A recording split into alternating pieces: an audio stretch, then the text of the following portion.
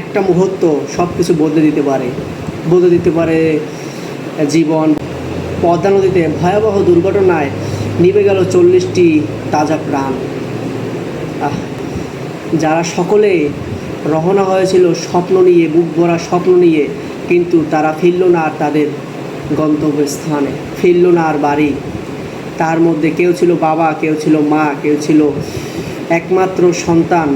আহারে দুনিয়া, কোথায় আছি আমরা? একটি দুর্ঘটনা কতগুলো পরিবারকে করে দিল নিঃস্ব, হাহাকার। আর শুধু একটি প্রশ্ন, এই মৃত্যুর দায় কে নিবে? কে নিবে এই মৃত্যুর দায়? আপনি একটু উপরে ভিডিওটা দেখে আসুন। ওই বাচ্চাটি কিভাবে তার মায়ের কথা বলছে। যে নিজের জীবন বাজি রেখে সন্তানের প্রাণ বাঁচিয়েছে। আমার আম্মু অনেক চিপা, পিছন কর মানুষের সামনে মিলে পড়ছে।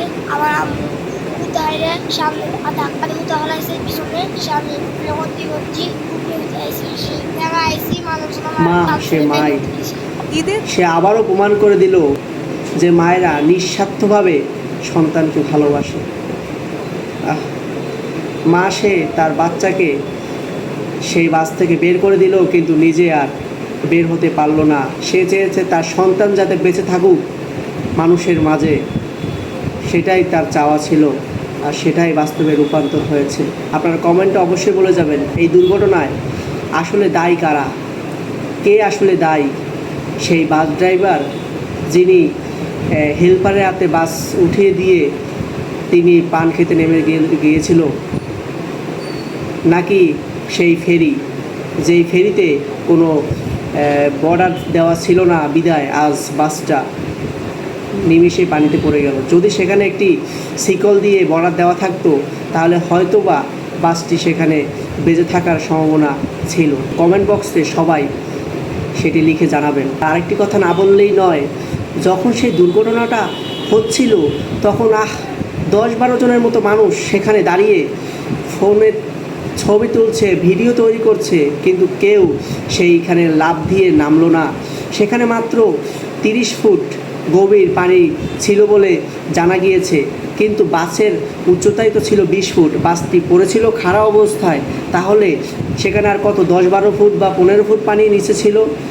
সেখানে চাইলে মানুষ ডুব দিয়ে, সেখানে দেখা যাচ্ছে কেউ হাত বেজে গেছে, কারো পাও বেজে গিয়েছে, সেই কারণে তারা বের হতে পারেনি, কারো জানলা আটকে গেছে সেই কারণে বের হতে পারেনি।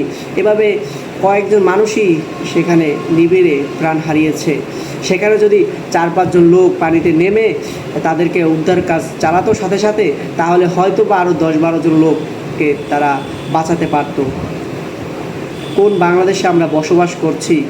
কী করুণ অবস্থা আমাদের। এই বাংলাদেশে কোনো উন্নত ব্যবস্থা নেই। একটি দুর্ঘটনা হয়েছে, কিন্তু এই বাসটি উঠাতে তাদের 7 ঘন্টা সময় লেগে গিয়েছে। আমরা সেই বাংলাদেশে বসবাস করি। এই 26 সালটা আমাদের মাঝে কেন যে আসলো তা বলে বোঝাতে পারবো না। ঈদের 2-3 দিন আগেই লঞ্চ দুর্ঘটনায় 2-3 জন মানুষ জায়গায় নিহত হয়ে গেল। কীভাবে তাদের করুণ পরিণতি হয়েছিল সেই ভিডিওটি দেখলে এখনও গা শিউরে উঠে। লাখ লাখ কোটি কোটি মানুষ সেই ভিডিও দেখে কেঁদেছে। এখন আবার কি একটি দুর্ঘটনায় 40 জন মানুষ প্রাণহানি হলো।